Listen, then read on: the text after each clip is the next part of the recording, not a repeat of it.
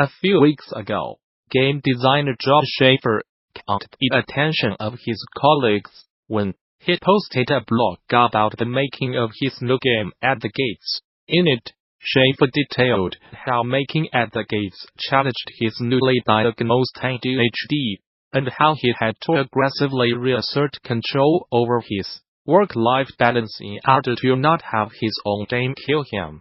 With game developers more and more concerned about quality of life, and because Shafer's got a lot of insight into how X games are made, we were excited that he was down to chat about his experience over on the GDC Twitch channel. If you are a game designer going through similar challenges, you should definitely watch the full conversation with Shafer, which you can now see up above, and for more developer interviews and curated video talks. Be sure to follow the GDC Twitch channel. In a recent story, Bloomberg shared data from the analyst Pelham Smithers that tracks video game revenue across the last 50 years or so, broken down by platform. That data starts with 1971, a $1 billion revenue year, supported entirely by arcade machines, and runs all the way to 2018. $138 $5 billion year. Before offering predictions on what Smithers says will be the shrinking market in 2019 and 2020, the analyst's full reasoning for why he predicts a downturn in the next 2 years is documented in the full story, and it's a risky claim, by his own admission. But the year-to-year data on the source's industry revenue still makes for an interesting find. For instance, revenue generated by game consoles has remained largely stable since 2003, ranging between $20 billion and $25 billion for the last 15 years, with the exception of 2018, a $27 billion year for consoles. PC revenue has seen a gradual increase since first popping up in 1982, and landed at $35 billion in 2018 according to Smithers' numbers. The same cannot be said for the handheld game market, which was seen its small share of yearly revenue decrease to only a sliver in recent years. In 2018, handhelds claimed only a 1% share, roughly $2 billion, of overall game industry revenue, down from a 24%, $16 billion peak in 2007. All of this is recorded in the graph below, though the version in the full Bloomberg story is interactive and offers some additional insight on each year's breakdown. As pointed out by a user on ResetEra, the chart offers a look at when different sections of the industry peaked in terms of both the revenue and overall market share. For instance, consoles claimed 40% of yearly revenue in both 1976 and 2000, while PC revenue has claimed 29% in its best years, 1995 2014and 2015, just in terms of revenue.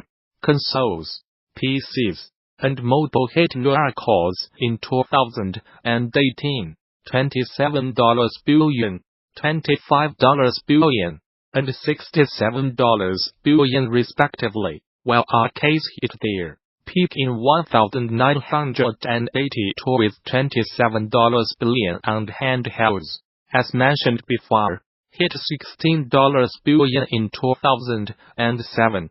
Mobile, of course, has grown considerably in just the last few years and, according to Smithers' numbers, was responsible for 48% of all game revenue in 2018. However, the analyst predicts that mobile will bring about a decrease in overall game revenue in 2019 and 2022.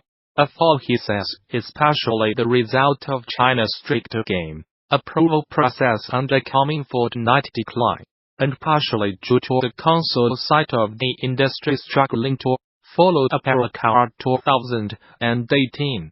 The Gamasutra Job board is the most diverse, active and established board of its kind for the video game industry. Here is just one of the many positions being advertised right now. Location: Woodland Hills, California. Infinity Ward, developer of numerous award-winning games, is seeking a first-person weapon animator with experience in game development under passion. A first-person shooters. Job duties include qualifications. Applicants must provide samples of prior work, including at least one first-person weapon animation. Interested?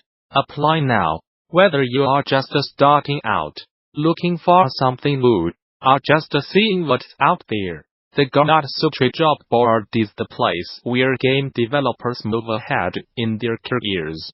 Gamasutra's job board is the most diverse, most active, and most established board of its kind in the video game industry, serving companies of all sizes, from indie to AAA.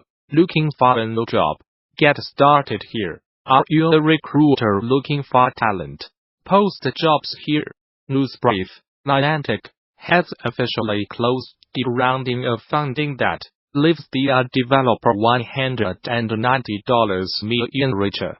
This comes after rumors circulated last month that Niantic was working toward a $200 million investment from the likes of Animatic Gaming and Samsung. At the time, an unnamed source speaking to the Wall Street Journal said the investment would land Niantic a $3.9 billion valuation. The SEC document detailing the investment, however, makes no mention of the investors behind this $190 million funding round. But it is noted that 26 investors contributed to the sum in some manner. With this latest round closed, Ninatic's lifetime fund raised has now surpassed $515 million. The investment comes as Niantic is both still actively supporting Pokemon Go and working toward the release of its Harry Potter-flavored augmented reality game Harry Potter Wizards Unite, which is the Kingdoms of Amalur: Reckoning, the single collaboration between Big Huge Games and parent studio, 38 Studios, became an inadvertent teachable moment for the games industry when rocky initial sales, mismanagement, and no end of poor luck resulted in the complete closure of both companies in May 2012, just 3 months after the game's release, financed in part by a loan from the state of Rhode Island. Reckoning is also a fairly unique case of a AAA game built with the help of alternative funding. In this post-mortem, reprinted from the April 20th, 12 issue of Game Developer magazine, former Big Huge Games executive producer Mike Fridley walks through what went right and what went wrong with Kingdoms of Amalur: Reckoning, as production leading up to its ill-fated release. Over 5 years ago, Big Huge Games set out to completely change the type of games we make. We switched from making real-time strategy games to role-playing games, and we started making games for consoles in addition to PCs. We made these changes for several reasons, and although profit was one of those reasons, it was not the only one. We wanted to do something crazy. We wanted to make a big open-world RPG, pretty much the craziest project we could think of short of MMO. But we are all big fans of the genre, and thought we could find our niche in it. So we started our quest to convert the studio into an RPG house. At first, our RPG project was named Crucible, and was being published by THQ. We were making great progress on it, and THQ was happy enough with the progress that they purchased us outright, and we became an internal THQ studio.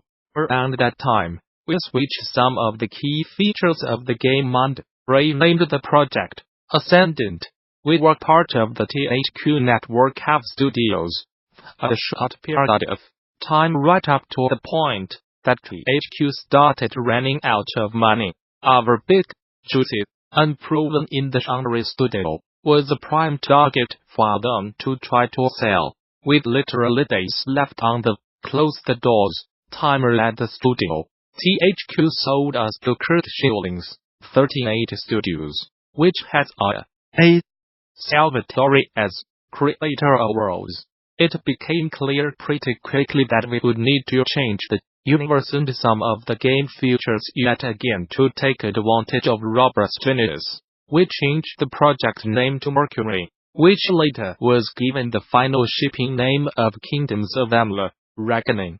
For those keeping track at home, in 5 years, we were bought and sold twice, and changed the name and core features of the project 3 times. Needless to say,